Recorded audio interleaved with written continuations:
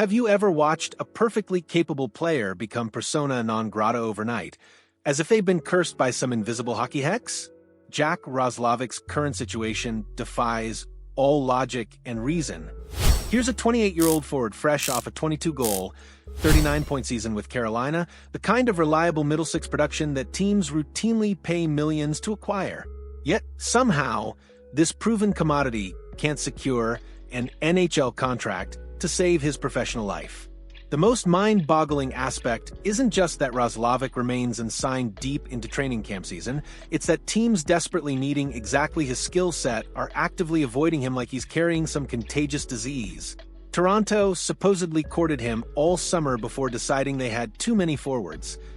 Edmonton actually offered him a contract, only to watch him reject it outright. Carolina didn't even attempt to retain their own 22-goal scorer. This isn't merely another free agency disappointment. It's a cautionary masterpiece about how quickly the NHL's unforgiving economics can transform a productive player into damaged goods, even when his on-ice performance suggests nothing but competence and reliability. Throughout the entire summer, hockey's rumor ecosystem buzzed with speculation connecting Roslovic to the Maple Leafs. The fit seemed absolutely seamless on paper. Toronto desperately needed secondary scoring depth following their offensive struggles, while Roslovic had just delivered precisely that type of production at a reasonable $2.8 million price point from his previous contract. The narrative practically wrote itself until Chris Johnston, one of hockey's most plugged-in insiders, delivered a reality check that felt like cold water to the face. Appearing on his SDP show, Johnston explained with clinical precision, "I don't see the Leafs as being as much a fit right now, just because if anything they have too many forwards in camp." The explanation was brutally simple. Toronto had an excess of bodies competing for limited roster spots. They're likely facing the unpleasant task of placing players on waivers or demoting them to AHL assignments. Adding another forward simply doesn't compute when you're already overcrowded with options. But here's where the situation transforms from disappointing to downright insulting for Roslovic. The Maple Leafs are banking their offensive depth on players like Nick Robertson, who has shown tantalizing flashes, but never sustained NHL success over a full season. They're giving serious roster consideration to David Kampf, whose offensive contributions barely register as statistical noise. Easton Cowan, while promising, remains an unproven rookie who might not be ready for primetime pressure. Yet somehow, a legitimate 22-goal scorer doesn't fit their mathematical equation. General manager Brad Treliving did leave the door slightly ajar, telling Sportsnet, "We're always looking. I don't think you ever stop. Whether it happens or not, we'll see."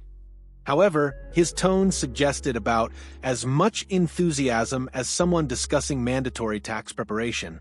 The plot thickened dramatically when Pierre Lebrun's reporting revealed Edmonton's involvement in Roslovic's free agency saga.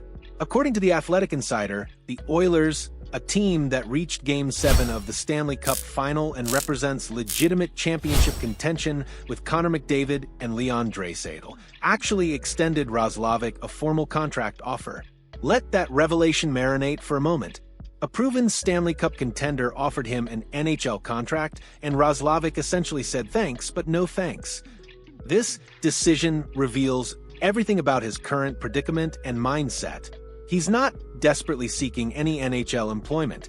He's holding out for term and money that reflects his perceived market value rather than actual market conditions. The agent change mid-process speaks volumes about his dissatisfaction with how negotiations were progressing. Bringing in Justin Duberman to handle negotiations typically signals that a player believes their previous representation wasn't aggressive enough in pursuing maximum value. Roslovic clearly envisions himself deserving a multi-year commitment rather than another prove-it deal. However, the harsh reality check arrived swiftly and mercilessly.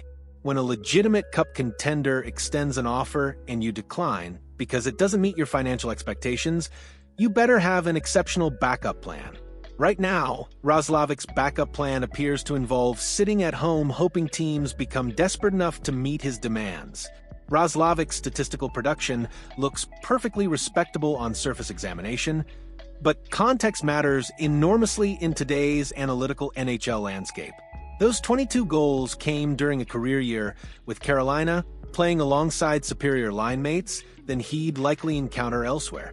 His overall career trajectory shows significant inconsistency with notable peaks and valleys that make organizations nervous about long-term investments. Most tellingly, Carolina chose not to re-sign him despite his solid seasonal performance. The Hurricanes have earned reputation for making analytically sound decisions about player value, and they clearly identified concerning factors that outweighed his goal-scoring contribution. When a smart organization lets a 22-goal scorer walk away for nothing, other teams take notice. The modern NHL increasingly rewards consistency and reliability over flashy individual statistics. Front offices have been repeatedly burned by players who deliver career-high performances in contract years before reverting to previous production levels. Roslovic's track record raises legitimate questions about both consistency and organizational fit. He's bounced between teams, struggled finding consistent roles, and never established himself as an indispensable piece.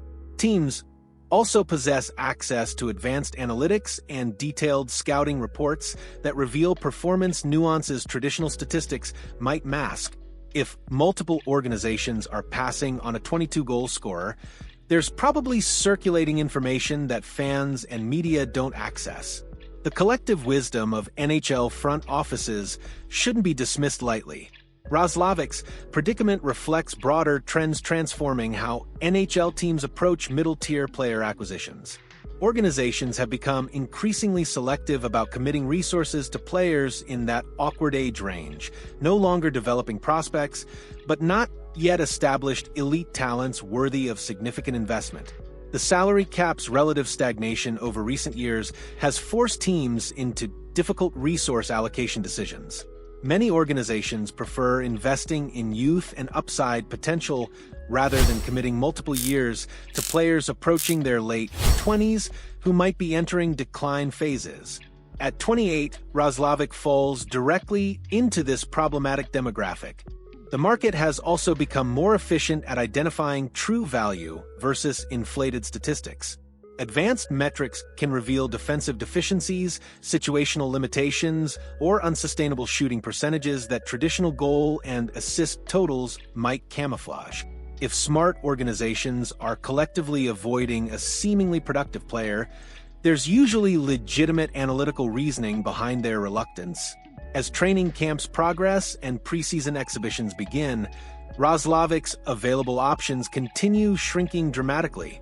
Teams are finalizing roster compositions, establishing line chemistry with their chosen personnel, and moving forward with their strategic plans. Each passing day reduces the likelihood that an organization will disrupt their preparations to accommodate a player who rejected previous opportunities. The irony is palpable. Roslovic might eventually need to accept terms significantly worse than Edmonton's original offer. Teams that initially expressed interest at his asking price now hold complete leverage. They can afford to wait him out, knowing he'll eventually need to compromise or risk missing substantial NHL time. This dynamic creates a vicious cycle where prolonged unemployment actually decreases a player's perceived value. Teams begin wondering what inside information they might be missing if nobody else wants to sign him. The longer he remains available, the more suspicious organizations become about potential red flags they haven't identified. Jack Roslovic's situation serves as a sobering reminder that professional hockey operates as a ruthless business where individual expectations must align with market realities.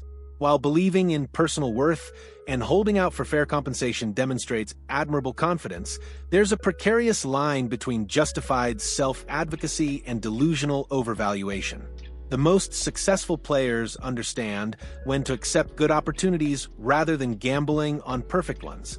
Roslovic wagered that his career-high season would generate sustained interest and improved offers beyond what initially materialized. So far, that gamble appears to be backfiring spectacularly as time continues working against him. Whether this saga concludes with Roslovic finding suitable employment or serves as a cautionary tale about free agency miscalculations remains uncertain. However, one truth stands unquestionable: the NHL waits for no individual player, regardless of their recent statistical achievements or personal expectations. Players who believe they're irreplaceable often discover just how quickly the league moves on without them. Roslovic's predicament illustrates that even solid production doesn't guarantee job security when economic forces and organizational priorities shift unexpectedly. What's your perspective on Roslovic's situation? Do you think he made the right call rejecting Edmonton's offer? Or is this a textbook example of a player catastrophically overvaluing himself? Drop your thoughts in the comments. I'm fascinated to hear whether you believe he'll eventually secure that coveted multi-year deal, or if he'll end up settling for significantly less than his original expectations.